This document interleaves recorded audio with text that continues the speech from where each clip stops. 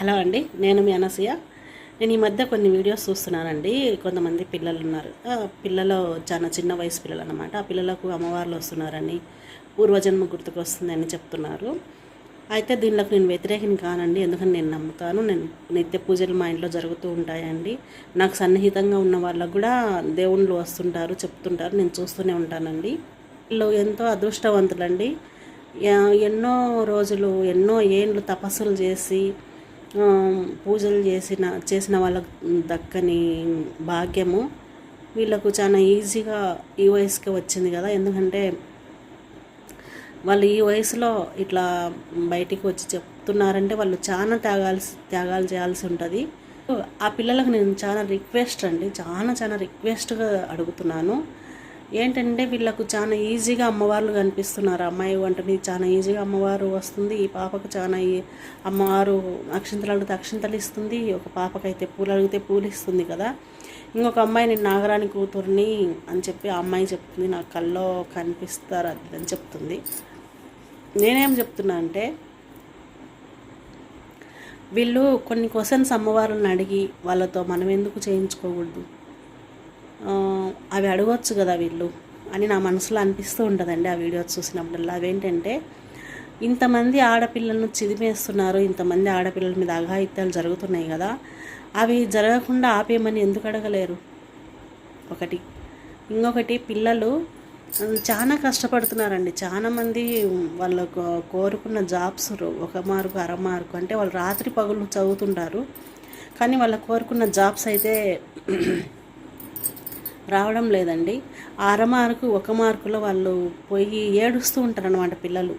అలా ఏడ్చే పిల్లలకు సహాయం చేయమని, అంటే వాళ్ళను చదవకుండా కదండి, అంత కష్టపడి చదివిన వాళ్ళకు ఆ ఒక మార్కు అర మార్కు పోకుండా వాళ్ళకు ఆ టైంకి అది గుర్తుకొచ్చేసి ఎగ్జామ్లో ఆ అర మార్కు ఒక మార్కు కూడా పాస్ చేయించవచ్చు కదా. వాళ్ళు కోరుకున్న జాబ్స్లో వాళ్ళు చాలా హ్యాపీగా ఉంటారు కదా. ఇంకొకటి ఏంటంటే, దేశం సరిహద్దుల్లో అండి జవాన్లు, సైనికులు అండి చాలా కష్టపడుతుంటారు.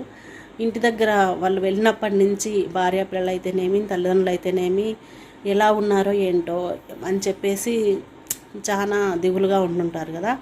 అలా ఎవరికి ఎలాంటి ఇబ్బంది కలగకుండా వాళ్ళు దేశం సరిహద్దులలో వాళ్ళ అన్ని విజయాలతో ఉండి క్షేమంగా ఎలా వెళ్ళిన వాళ్ళు అలాగే ఇంటికి చేరుకోవాలని, వాళ్ళకి ఎప్పుడు వెన్నంటే అమ్మ వాళ్ళని తోడు ఉండమని చెప్పండి, అంటే అన్ని విజయాలు వాళ్ళకే వచ్చేలాగా.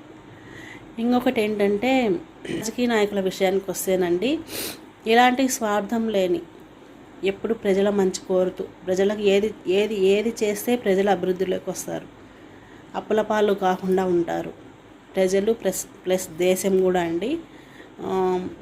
వీళ్ళను నిస్వార్థంగా చూసుకునే రాజకీయ నాయకులు, ఎమ్మెల్యేలు అయితేనేమి, ఎంపీలు అయితేనేమి, ముఖ్యమంత్రులు అయితేనేమి, ప్రధానమంత్రులు అయితేనేమి, చివరికి సర్పంచులైనా సరే అండి, ప్రజలకు ఏది చేస్తే బాగుంటారు, ప్రజల కోసం నిస్వార్థంగా ఆలోచించే వాళ్ళు రాజకీయ నాయకులకు ఎప్పుడు వాళ్ళే నాయకులుగా ఉండాలి, వాళ్ళే గెలవాలండి.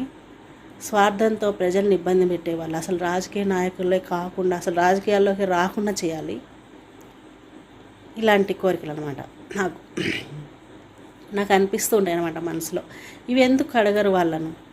మీరు అంత ఈజీగా అమ్మవార్లు మీకు అంత ఈజీగా అమ్మవార్లు కనిపిస్తున్నారు, అమ్మవార్లు మీరు ఏది అడిగితే అది ఇస్తున్నారు, పై మీదకి వస్తున్నారు కదా. మీరు ఇవి అడగండి, ఆ పూజలు చేయమని, పునస్కారాలు చేయమని, గుళ్ళు కట్టేయమని. దాంట్లో కన్నా ఇలాంటివి చేస్తే అమ్మవార్లు చాలా సంతోషిస్తారండి.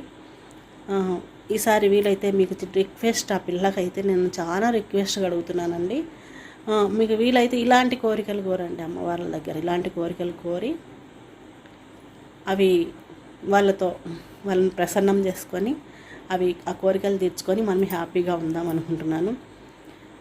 ఇలాంటివి జరిగితే చాలామంది నిరుద్యోగులు ఉన్నారు, అప్పుల పాలై ఇబ్బంది పడే వాళ్ళు ఉన్నారు, పిల్లలకు జాబ్స్ వస్తాయి కదా. ఏదో నాకు అనిపించిందండి, ఇలా అయితే బాగుంటుంది అనేసి చిన్న రిక్వెస్ట్ వీడియో అంతే. ఎవరిని ఏమీ అనట్లేదు నేను, అదే రిక్వెస్టింగ్గా అడుగుతున్నాను.